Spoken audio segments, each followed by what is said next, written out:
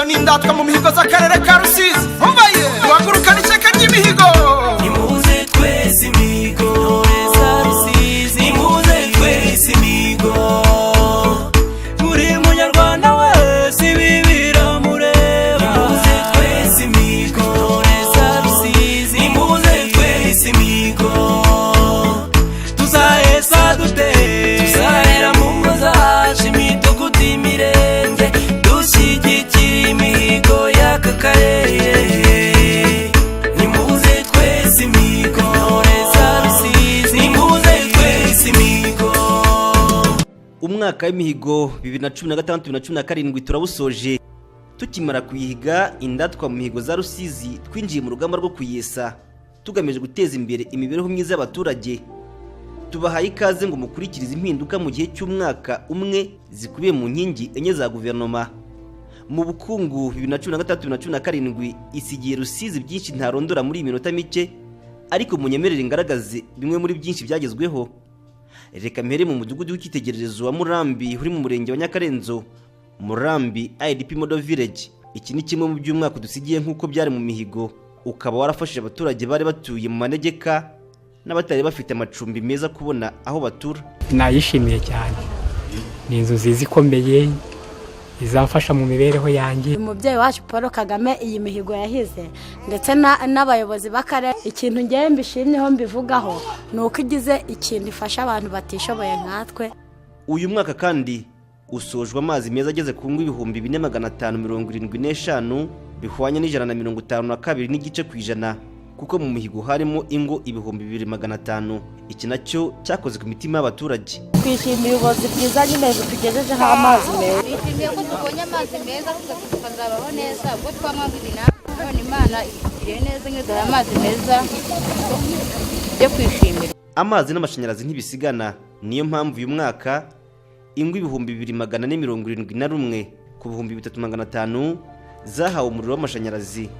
Bivuze ngo 77% by'abaturage bavuye mu kizima banakira imyotsi y'ikibingo n'agatadowa. Tawugisitara tawu tugenda murika mu nzu nka kumukera bamurikishaga agatara kagakoroboye. Ni nanye nabonye yarahinduye ku buzima. Aragendaga nsitara no mu nzu bajya gushaka ikintu simenye aho gishakira, ariko umudagera mu nzu nkabona ni nko kumanywa. Uyu muhigo urakomeje kugira ngo ingo zose zibashe kuva mu icuraburindi. Mu bindi bikorwa remezo n'umuhanda wa Kibangira Gikunda Mvura ufite uburebure bwa kilometero 20 ugeze kuri 95% wubakwa.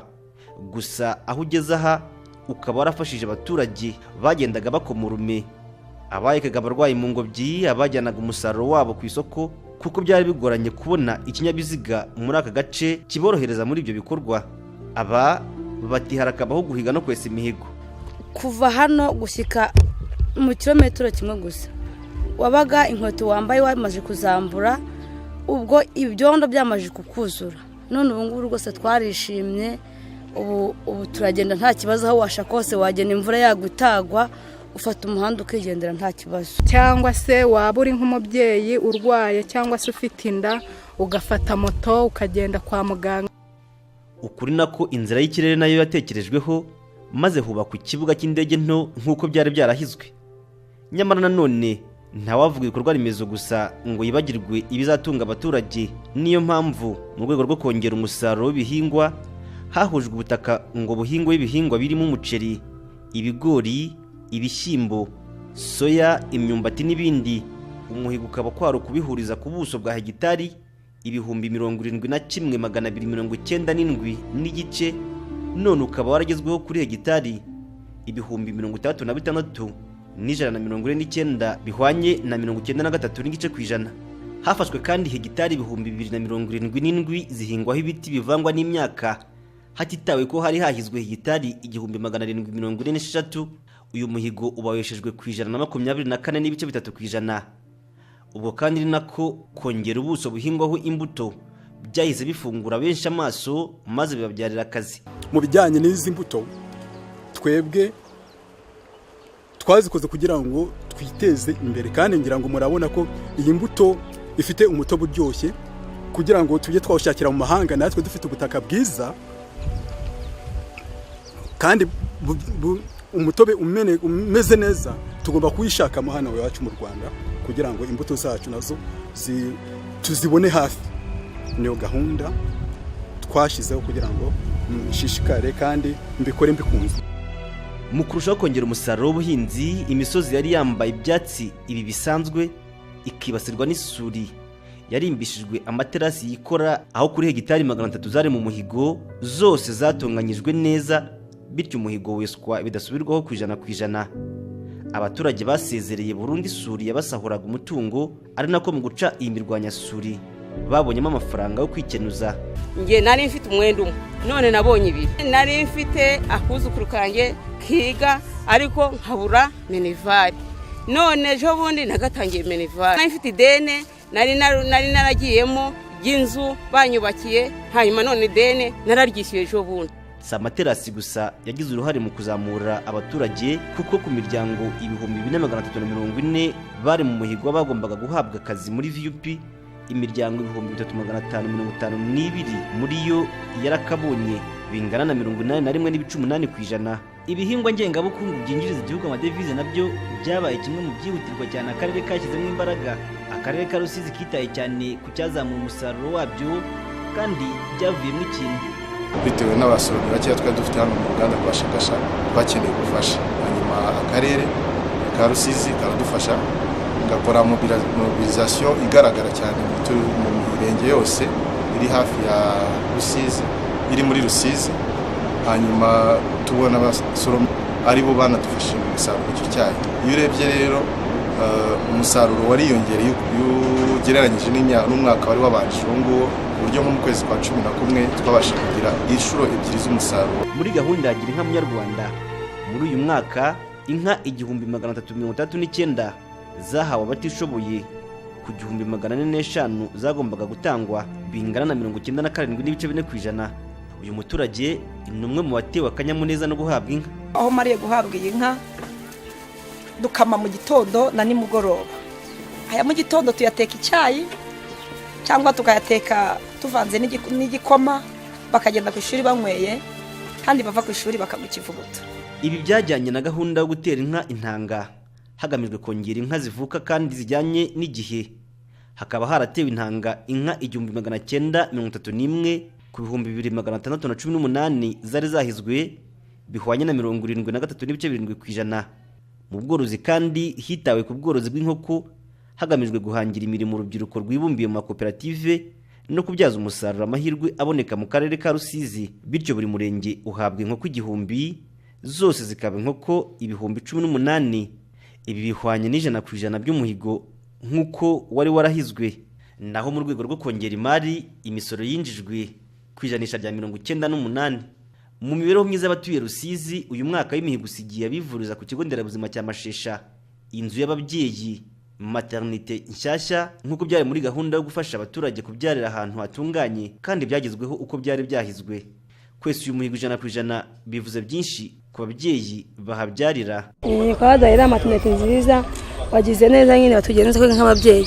Uretse uyu iya center wo muri Gitambi ahabarizwa Centre de Santé ya Mashesha, abandi babyeyi 12924 nabo babyariye kwa muganga.